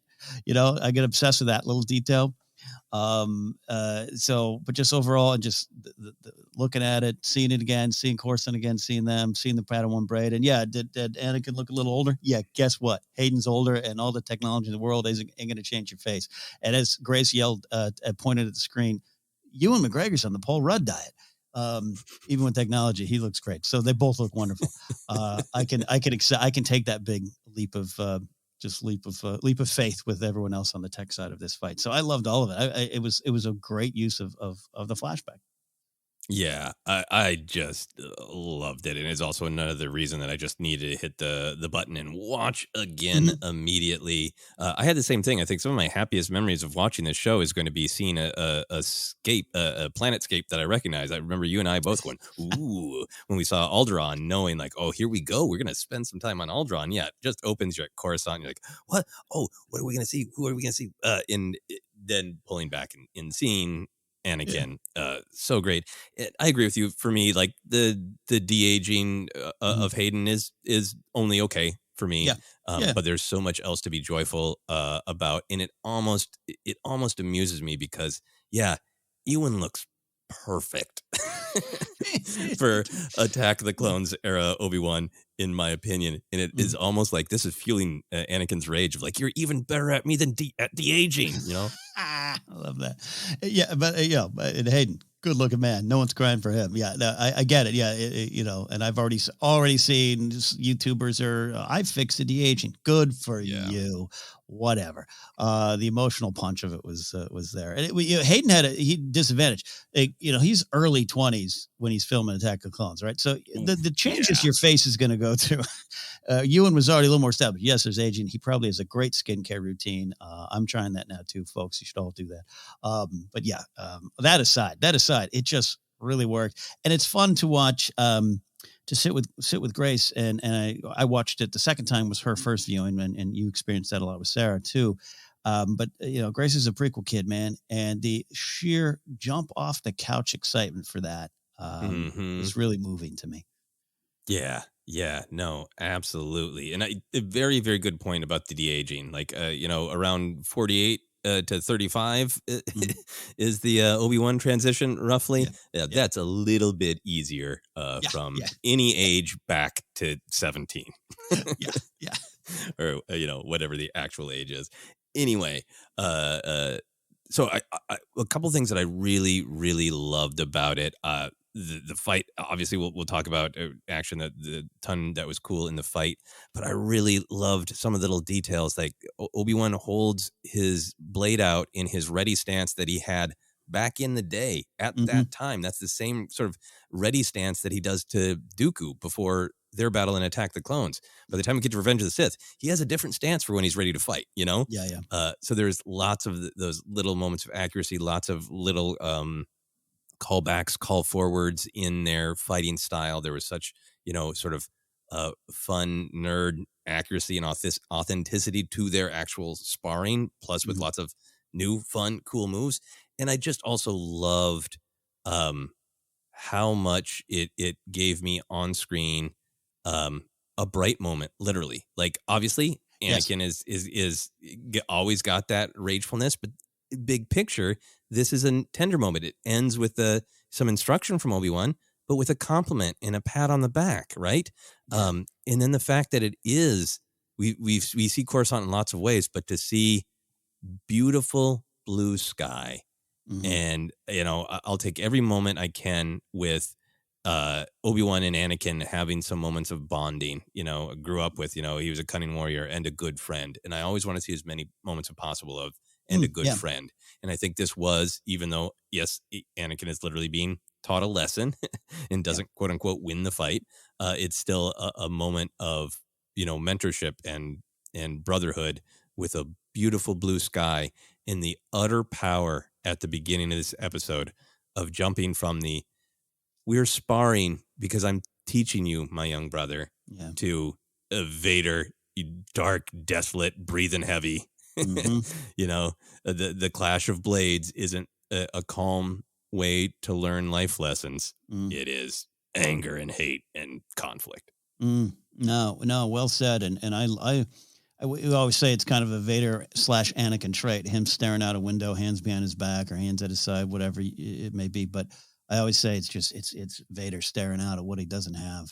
And I always feel it. Good use. The literal brightness of it worked. And by the way, up top, I'm saying, hey, sometimes volume, I'm not jiving with it. This, and I'm sure what was practical, what isn't. I can't wait to watch the Disney Gallery and learn. This looked great from beginning to end. I did love what they achieved with this. Absolutely. Just, all the great thematic stuff, even aside, is just cool, awesome. The reflective floor. Yeah, just amazing to see. So happy for it. So I want to be sure to just spend some time nerding out about how awesome that was. And we're not even done yet. But sorry, can I put you on the spot? Do you have a headcanon spot of any specific moment? Does that not matter to you? It doesn't knock me off my enjoyment or anything. But I'm curious, do you have their next moment is let's go get a burger at Dex's, or hey, we go to Padme's apartment? Oh, no, I think this is very pre Attack of the Clones. I think it is very close to Attack of the Clones. I think no, I nerded out about it and paused to confirm lightsaber hilts. Great, good. And also like, okay, wait. Because at first I was like, is this maybe immediately after Attack of the Clones? Like, no, Anakin's got both of his hands. So I nerded out hard about the exact timing of it. But it feels like it's leading into a lot of what they debate in Attack of the Clones as well, about Anakin rushing in to face Dooku, not thinking, thinking he's just going to overpower him, about him, about that line of Obi-Wan saying, if you practiced your sword skills as much as you practice your wit, you'd rival Master Yoda. And he's like, well, I already do. That cockiness, and specifically about like, I think there's also, just for me, like, as it's leading up to Attack the Clones, it's a good training moment for Obi-Wan too. I mean, we talk a lot about how he failed Anakin, but it is really him seeing like, okay, he is really powerful. He's an amazing warrior, and he's leaning into that. And that's not all bad, that he's an incredibly strong fighter. So how can I see where he's going and meet him halfway and compliment him, but also give him a lesson? It all feels like it's leading into Attack the Clones.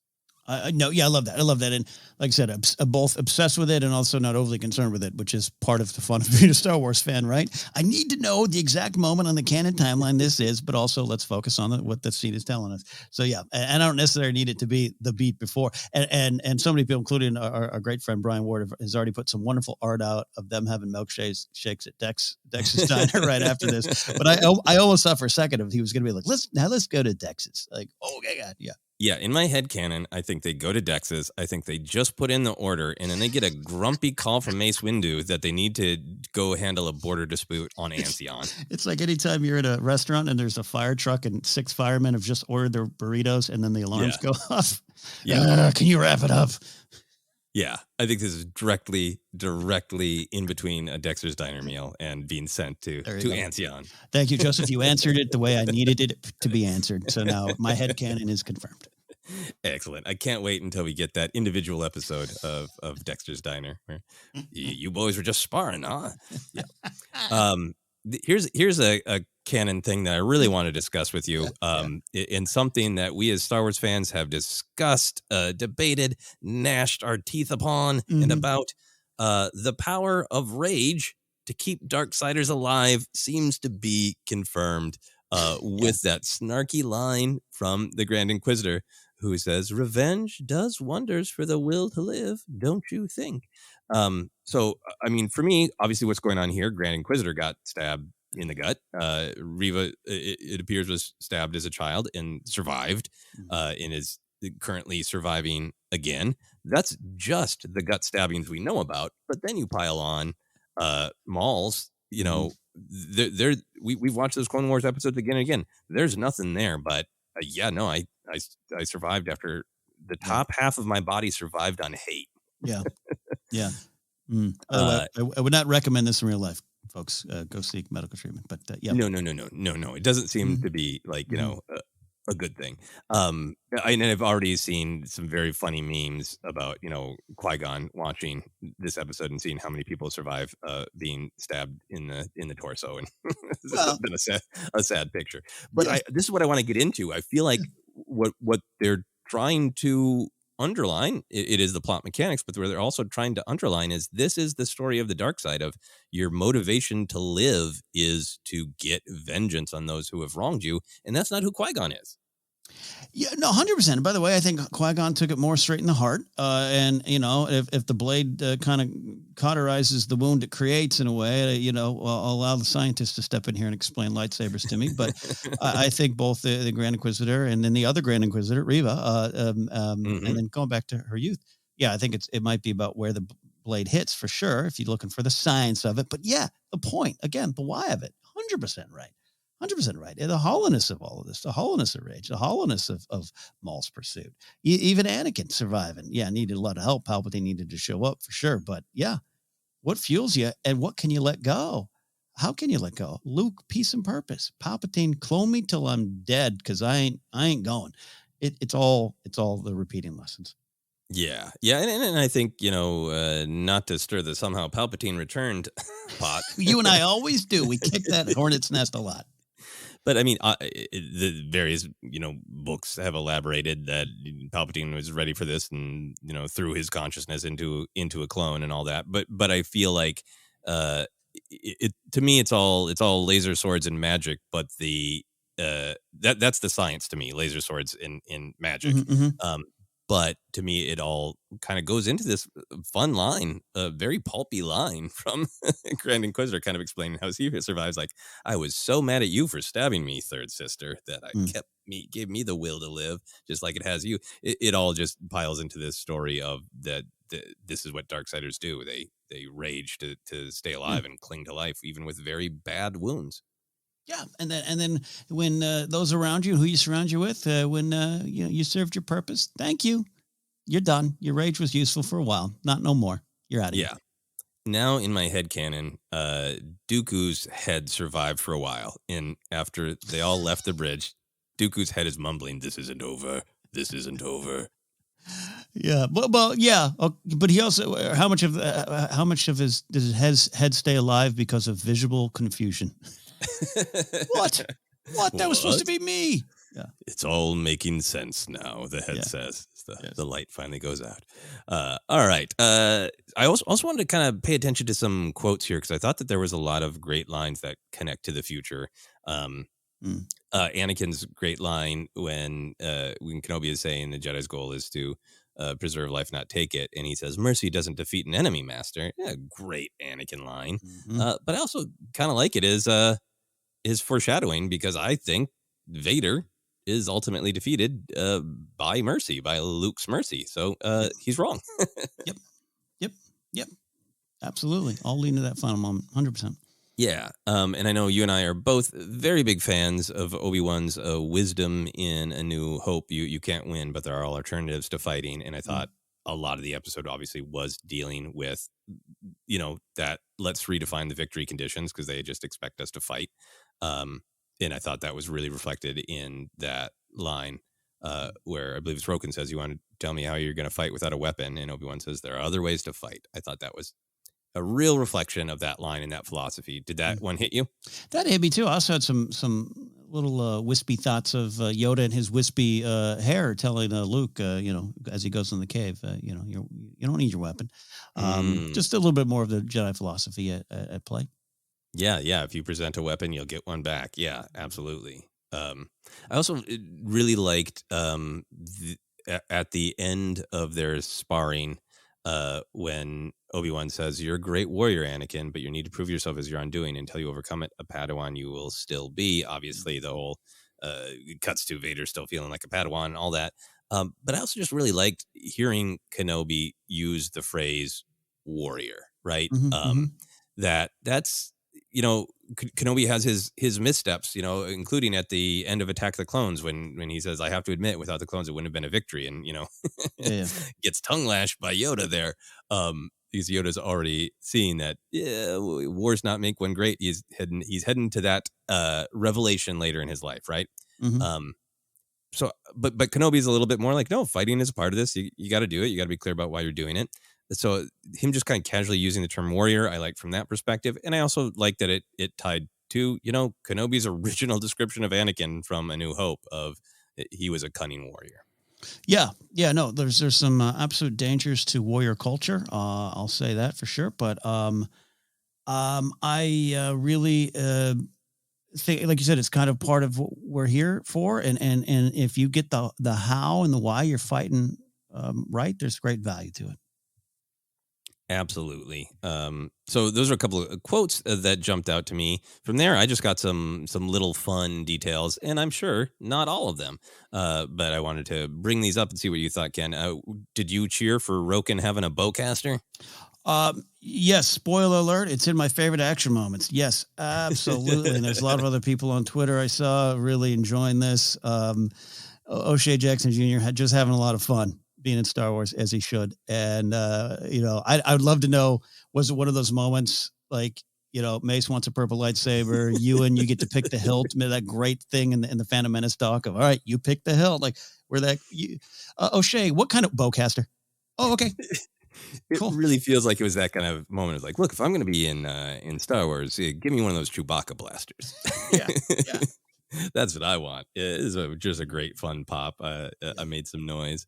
There's definitely a thing going on in the Obi-Wan Kenobi show where we're definitely getting some fun new aliens or some species that we haven't seen as much, but we're also just getting some reuse, including perhaps the species, perhaps the person himself, Vober Dan, just hanging out. I take it as Vober Dan, so yes. That's who I thought it was, but yes. Look, I'm here for the big picture, but I'm also here to get excited about a character named Vober Dan. How do you feel about that? The mix of, we are definitely seeing some new characters. The weird dinosaur bounty hunter in part 2 that the community is falling in love with, as they should, waiting for that 3 3/4 action figure. But there is a lot of background aliens, like, makes total sense that you just see somebody else of that species, or like the alien Muncie Tidian, who's in Rise of Skywalker. There's a lot popping up. Are you okay with that? Oh, totally. Absolutely. I think it's such a key part of Star Wars. And I'm one, I always feel guilty. Like a couple of our Discord listeners pointed out that the Andor trailer seems to lack a lot of aliens. We know that the show's not going to, because we've already heard some of the, like Neil Scanlon and company coming back to do a lot of cool things. But I'm one of the ones that I don't see that right away, which makes me feel weirdly guilty. So I love seeing the aliens in Star Wars, because that's part of why we're here. Kind of what made you fall in love with it. Whatever you saw first, prequels, sequels, doesn't matter. Original, Cantina. So it's great to see. Yes, love it. Yeah. And it's fun to see some characters that you recognize from somewhere else, and know that that's a practical reuse of a costume or a puppet or an animatronic or whatever. But then it is also fun to just be in that canon bubble of like, is that one of Voberdan's species, or is that Voberdan? Someone will tell me someday, and right now it's fun to wonder. Yeah, absolutely. This has popped up earlier in part 2, but there's been more discussion of it online, so I wanted to be sure to include it. The character of Corran Horn and his mother being featured in Star Wars are getting a lot of people excited. If, like myself and Ken, you're not as up to date on Legends, Corran Horn was a major character in the EU, now Star Wars Legends, a pilot in Rogue Squadron, and eventually a Jedi in along with Luke Skywalker in Luke's new Jedi Order. Corran Horn was there. His mother has been named on IMDb with the correct name of the character's mother. They do end up on Corellia, and in Orabesh, on the walls, his father's name is mentioned as well. So just a lot of Corran Horn. Saw the author of those Rogue Squadron books, Michael Stackpole, being very, very cool about it on social media, just really celebrating it and saying, nobody's talked to me about it. I have no idea if they're setting up the Corran Horn Disney Plus show or if it's just a fun nod. But regardless of anything, it's really fun. So that was just fun to see. Do you have any thoughts on this? I first of all, on one hand, I'm like a villain. I have no emotional reaction to this. The other hand, I'm so happy. So many people are celebrating this, as they should. It's, I think right now, to me, I take it as a fun nod. But it's rewarding for a lot of folks, and I think that's a good thing. Yeah, I mean, I really do continue to take notice of the fact that Pablo Hidalgo has a prominent and different credit than before of being a lore advisor. And I just feel like there are a lot of fun details that it feels like Obi-Wan Kenobi almost feels a little bit more like Pablo Hidalgo, being the head writer on a visual dictionary. Yeah. And saying, I'm going to pull in little details from everywhere to make every Star Wars fan feel seen. Yeah, and again, at the end of the day, that is what it's doing, and I'm so happy for that. I'm slightly joking when I say that. I don't have an emotional reaction to it. I just didn't take that deep dive into Legends like a lot of folks. But from the Mersan Pirates, right, which was the deep cut reference to like a comic book, to this, it's really fun, and it's always rewarding, and I love seeing it. Yeah. And a couple more. Tala mentions the planet Gorell, where she was forced to take a part of that atrocity, and that is featured in Rebels. I really liked seeing in the credits. This I did have a strange emotional reaction to. A confirmation that Vader's ship is the Devastator. Love that. Which was really nice to see. Final thing for me is like that pile of lightsabers and Orabesh. I'm sure somebody else will do a lot of detective work. I paused on a second or third viewing to see, like, are they in your lightsabers I really concretely recognize? Look, and I'm sure the detective work is being done. Yeah. I'll leave it to other detectives. Absolutely. Detective Damon's on the case. Look, I paused as well just to see if Gungi's lightsaber was there. That's the only thing I'm looking for. I didn't see it. This is why you have a distinctive lightsaber. None of these repetitive hilts, everybody. Yeah, is there one from the High Republic era? Yeah, and a lot of Orabesh, so I'm sure more things will pop up there. That was my canon notes. Did you have anything else? Just the big connections to Order 66 and getting more of it. Not to repeat the conversation we had at the top of this section, but I had the same reaction. I guess it was Ken Wonders What's Around Every Corner episode, where is this the continuation of Vader and the 501st marching in? Is they march right in, and this is one of the first things they see? Is her right then and there? I don't know. I don't need it to be one way or the other, but I think it was just I don't want to say fun seeing more of Order 66, but seeing a bigger picture, even combined with, by the way, what we know. I had that thought of, while this is happening in another hallway, Grogu's waiting for someone to rescue him. I kind of had it all. Gungi's running off with Grogu. Yeah. There you go. So anyways, I just to see a little bit more of the bigger picture there of what's going on. Yeah, I think Gungi and Tara Sinube teamed up to rescue Grogu. I like that. Tara didn't make it out, but Gungi and Grogu did, obviously. Yeah, no, I mean, there was a power in just hearing Obi-Wan say it, right? Mm-hmm. The night of Order 66 and the way he pops it. By the way, I wanted him when she asked that moment, like there was a 2% part of my brain that wanted him to go, yeah, I was being shot by Commander Cody. You don't know where I was? I was falling. Back off me. Where was I? I had just defeated General Grievous, ended the Clone Wars, and immediately had the victory horrifically ripped from me. That's where I was. You want to talk about who didn't help anybody? Yeah. We were joking, but man, was that powerful. And, I always want to be surprised by shows, and I always want to be open to having an expectation and then being surprised that the show goes another way. That scene was amazing and powerful. And also it was just, it was rewarding that there was so much in the early episodes that intuitively made you feel like, okay, the primacy of starting with the scene of the younglings really signals us that this is important, and seeing some of that play out was it's resonant because it felt right, Yeah to the story, into the themes, into the characters, and everything that the show has been building. Love it. Yeah. All right, we shall move on from Order 66 to favorite action moments. Let's talk about some of the great action beats. A lot of fun and meaningful pulp thrill in this. So, Ken, why don't you just run down your list, and if we have some repeats, be it. Yeah, I mentioned before, but Roken just emerging with a bowcaster was action. That's action. You grab a bowcaster, you're taking action. Somewhere Han's going, I like this gun. So love that. Leia going into action and then pulling out her gloves with that deep sigh. One of the little things I've loved all through this series so far, and yes, a lot of correct, and earned praise for Vivian Lyra Blair, right, in this series. But going back to how I loved, and I know a lot of people, turns out after you and I left the Celebration hotel room, not a lot of people like that chase sequence in the early episodes. I loved it because of the little moment with Leia sliding, showing some actual intentional action. This is my self-rescuing princess that changed my life, and a lot of Star Wars fans. So her going, all right, I'm doing it, pulling out the gloves and going, like, let's go and let's do it. I love that little moment of action. Loved it. No, it was really great. Is Leia getting to work, fixing a problem, Love it. I love the chase in part one. It's a totally appropriate for a child in her own environment trying to get past some bounty hunters who she's not going to get past, but she's trying. Yeah, and look, chasing kids or chihuahuas, it ain't easy. I don't care how skilled you are as a bounty hunter or whatever. Running around Lake Arrowhead, we can drive up to Lake Arrowhead and reenact the scene if y'all want. It's not easy. Kenobi force pushing Reva back into the stormtroopers and picking up the 6-10 split. Love that. I thought that was great.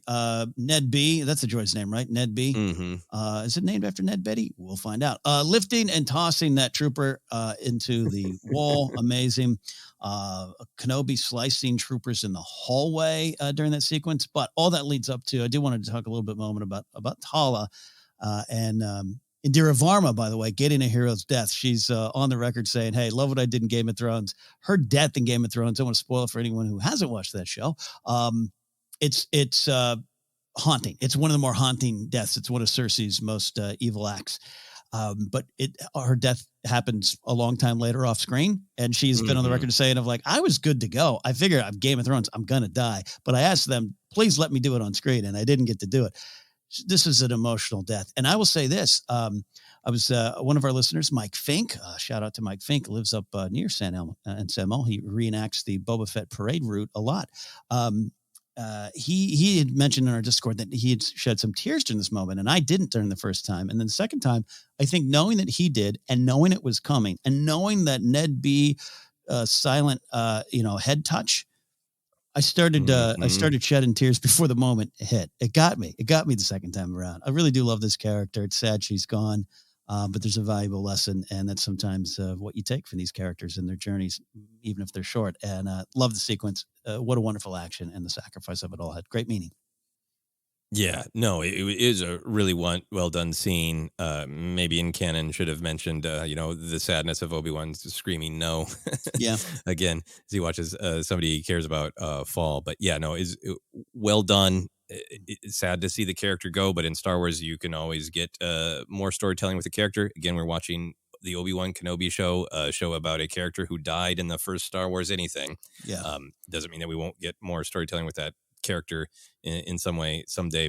Very sad to watch her go, but the stuff with the sacrifice that she was, that she made with the thermal detonator and with Ned covering her, really moving stuff. Yeah, great stuff. So, final couple moves for me. It was touched before. I'm sure you'll touch on it as well. But Vader using everything in his arsenal to once again fall short of his goals. His power is useless. Not useless overall. I get that. But to his overall goal and to the lessons and the why of Vader. All of that power constantly. Just again, run through Star Wars, folks. How many times he stomps into icy baths or stomps after down hallways. It never leads to him getting what he wants, and that's why praise for all of Vader's power should be dished out carefully. So I love the lessons there. And then the final thing for me, I just wrote that whole fight between Reva and Vader. Just loved everything about it. Amazing, right? Yeah. So for me, there's a ton of little beats in the fight, in the sparring fight between Obi-Wan and Anakin that I really loved. But in particular, there's a foot dodge that Obi-Wan does, like that Anakin's trying to surprise him by and I'll cut your foot off, and he does a quick foot dodge, and it was just one of the moments I like because it's a little different. A lot of their moves are like, oh, we've seen that move before, but here's some different ones. I love the foot dodge. I love the position of Obi-Wan doing this different block where the saber is straight down and getting it knocked away. So those are a couple moments of kind of different and flavorful action in that sparring session that I really liked. Probably my favorite action moment is Obi-Wan taking Anakin's lightsaber. Yeah. Just changing the game of elbowing him and literally just sort of reorienting him and just being it's a different fight than you think it is. The victory conditions are different than you think they are. It's not as clear as I don't have a weapon. There's some weapons around. Yeah. Anyway, I agree with you. Kenobi's big force push of Reva, it has been, and I love your bowling joke. Absolutely. That was some good Wii bowling of stormtroopers. You know what? One of the things I liked in the retreat of the, I'll call them resistance fighters, freedom fighters, of using big metal shields. More of that, friends. No, I mentioned earlier that sometimes I was yelling at my screen, Doc, you're looking like the rebel, the Alderaan fighters in the beginning of New Hope, just standing in the corridor. But I did like those shields. Let's disperse those more around the rebellion later on. Yeah, let's spend some of the coaxium money on some shields. I think they're great and practical. It was great to see, Obi-Wan fighting with stormtroopers, blocking their blasts, having to take them out in the hallway. But and I think there is a lot to be discussed about the morality of Obi-Wan wants to preserve life, but when the choice is these innocent families, these children are going to be slaughtered, he takes life. We got a Force Center question we'll address at some point about that. So I just wanted to say, I know it's complex and I know that there's more to be talked about there, but I also want to have fun with the fantasy of it. So on that note, Obi-Wan, when he's taking down the stormtroopers after Tala has been hit, he does this kind of underhanded flip of the lightsaber and drives it straight through a stormtrooper. It's not entirely behind the back, but it's kind of close to it. And it's a cool move. And there was that video game, I think came out in 2000 for the PlayStation 1, Jedi Power Battles. You played through the story of Phantom Menace using a different Jedi, and you unlocked different moves, and it was the really weird double tap this, bend this, absolute combo. But there was a move that Obi-Wan could do to stab behind his back, and I spent hours and hours and hours trying to line that up exactly so I could do the move he did in this show, which was really fun to see again. Yeah.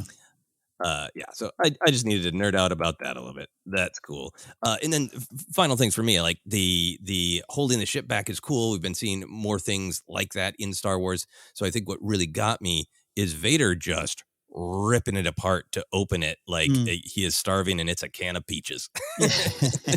Just and the final, it's just so big. I mean, like, yeah, the CGI is, whatever, but the power of it is just there's no delicacy. There's no open the door. It's just tear that off. And the last one where he just swipes it away, there's the audible Vader grunt. Yeah. Peaches come from a can. Vader takes them when he can. Yeah, absolutely. Yeah. And then, boy, we could be here all day if I said every beat in that Vader fight I like. But I think what I really, really love about it is it's this different, kind of defensive for Vader, showing just like, you can't even touch me.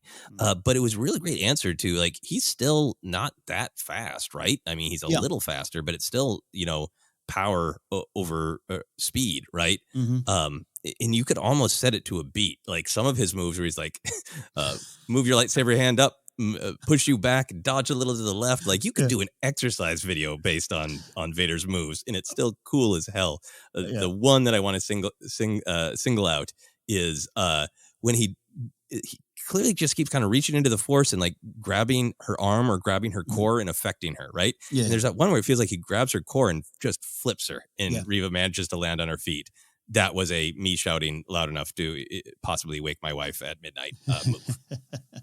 No, I love it all. We can continue to analyze it until the episode runs way into overtime. But yeah, I love everything about it. Yeah, you're right. Power. A lot of times it's almost like the mountain and the viper. Like she's jumping around and he's tested by it a little bit to be sure. But at the same time, I think going back to your earlier point, he's just proven his skills and mastery.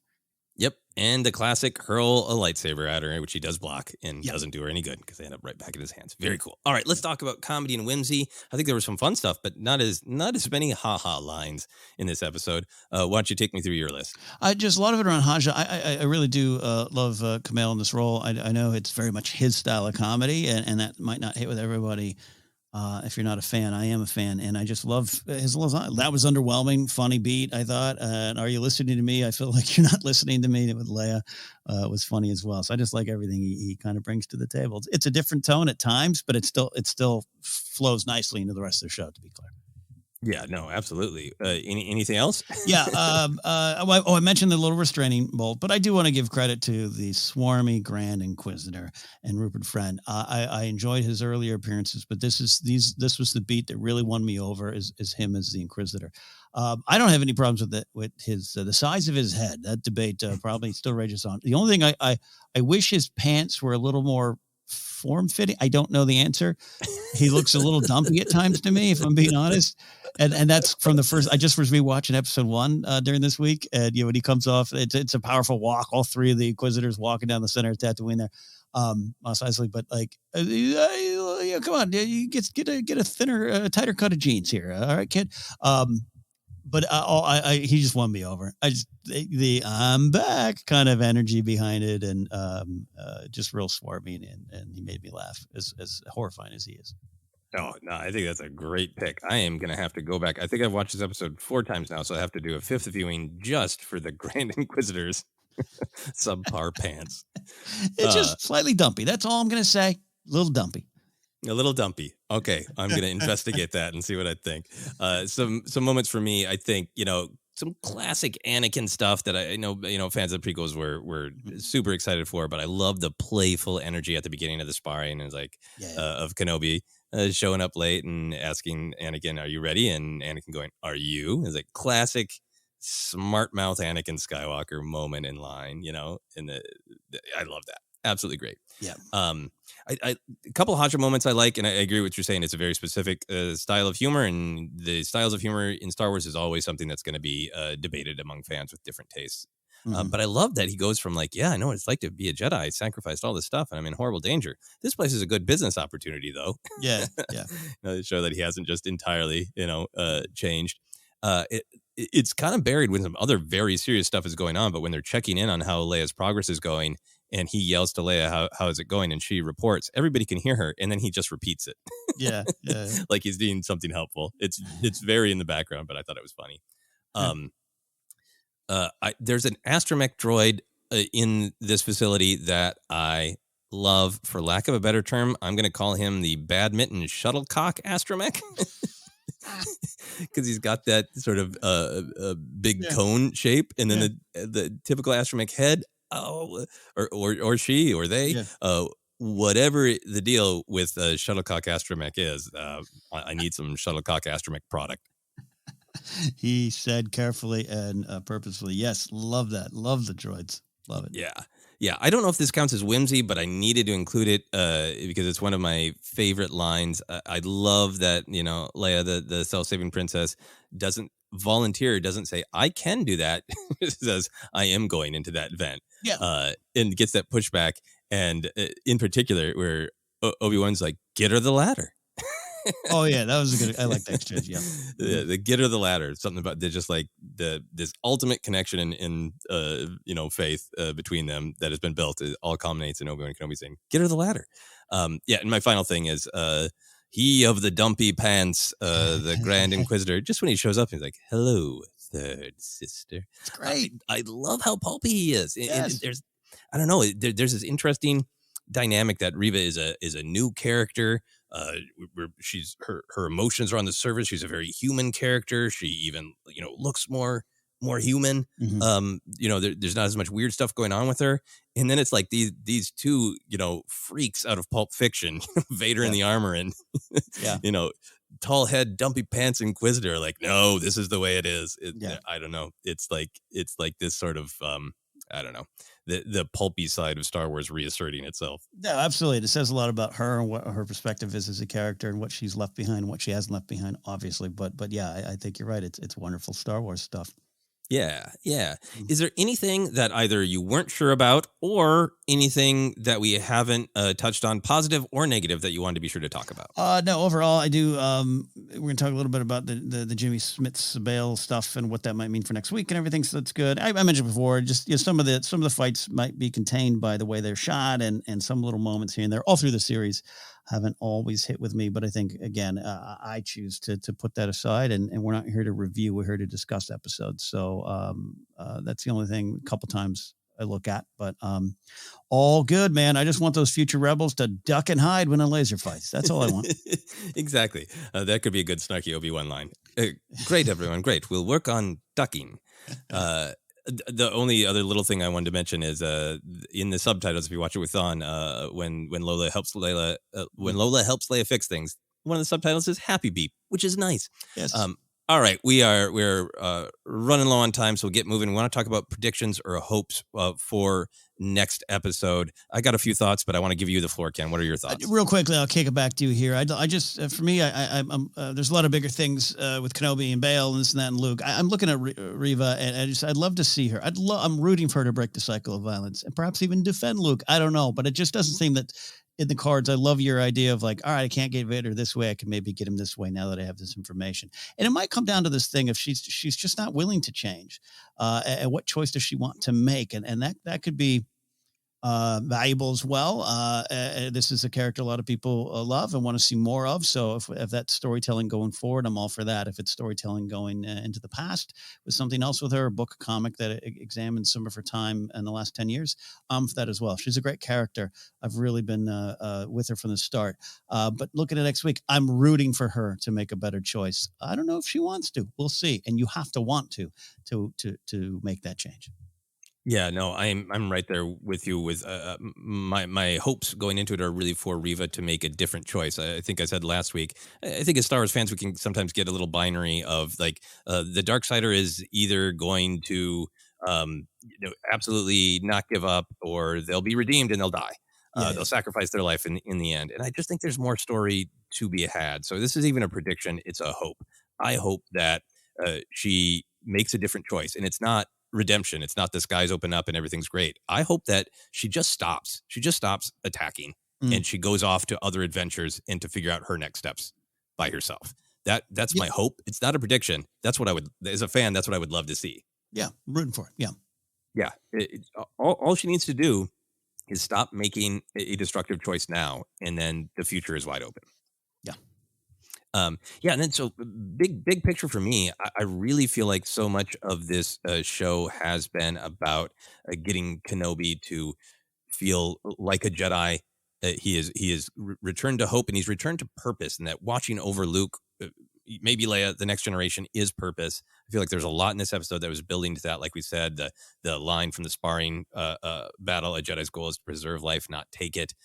Some things you can't forget, but you can fight to make them better. Those felt like lines leading into Obi-Wan's final choice. Mm-hmm. And I think like when I was watching it with my wife, and she's like, how much is left? I think it felt like Reva maybe figuring out Tatooine feels like an extra convolution, and doesn't Obi-Wan still have to face Vader? I think that's what we talked about a little bit, what she was feeling, and I really understand that. And what my thought is, and I will let it go if I am wrong, is that Obi-Wan really needs this pivot point to decide, do I keep pursuing Vader? Do I keep pursuing the past? Or do I protect the future? Mm-hmm. So I kind of feel like it's set up for Vader's on their tail with the Devastator Star Destroyer. Obi-Wan is going to have to face him, but Obi-Wan is also going to know that Reva is headed to Tatooine to, repeat the cycle and take her vengeance out on Luke, and that he's going to have a choice of I can stay on the path, I can stay obsessed with the past, or I can walk away from Vader and protect Luke. I feel like that's the tension that's being set up. Yeah. I think that, like you said earlier, that I think great to point out that shot of the homestead was missing Obi-Wan, and then that's part of the purpose of that. Yeah. And final thoughts very quickly. I feel like there is still room, and I do still have hope for Obi-Wan to make an effort to see if there's any possibility to get through to Vader. And I'm not the only person to say this. I've seen other people say it. But there is power that Obi-Wan can simply tell Anakin what Padme's last words were without revealing that he has kids. And that would be amazing. Also, Qui-Gon. Anyway, we got to wrap this episode up. We could talk about what happens next all day, but we'll pull the curtain back. We got another appointment we need to make. We actually have a business meeting we have to get to. Again, I apologize for having a colonoscopy yesterday. Hey, these things happen, and they should. Very quickly, what's any item of merch you'd like from this episode? Yes, we need the cinema scenes, Obi-Wan and Anakin sparring fight, but we need it with the not quite de-aged faces. I want to not de-age Anakin. Absolutely. I need my fourth Kenobi with the now slightly different robes. And also there's one shot where in this episode where Vader is looking out the window at the planet, and you see his reflection in the window. Yes. I need that to be a motivational poster. It says, don't choose the dark side, kids. All right, Ken, do you want to let people know where they can find us? We're the Force Center Podcast. You can find us on Twitter at Force Center Pod. We're on Instagram, YouTube as well. Facebook page is Force Center Podcast. We're available everywhere, including Acast, Google Podcasts, Apple Podcasts, Spotify. Hey, if you can, leave us a rating and review if you want. We appreciate that. You can get merch at tpublic.com/user/Force Center. Want an audiobook? Go to audibletrial.com/Force Center to get one on us. And you can support us directly at patreon.com/Force Center. I'm Ken Napzok at kennapzok.com or at Ken Napzok on Instagram, Twitter, and other places around the world. Joseph, where can they find you? Yep, you can find me on social media, Twitter, Instagram, TikTok is at Joseph Scrimshaw, and you can check out my website, josephscrimshaw.com. But for now, for myself, for Ken, for Shuttlecock Astromech, this has been the Kenobi Report. Force Center.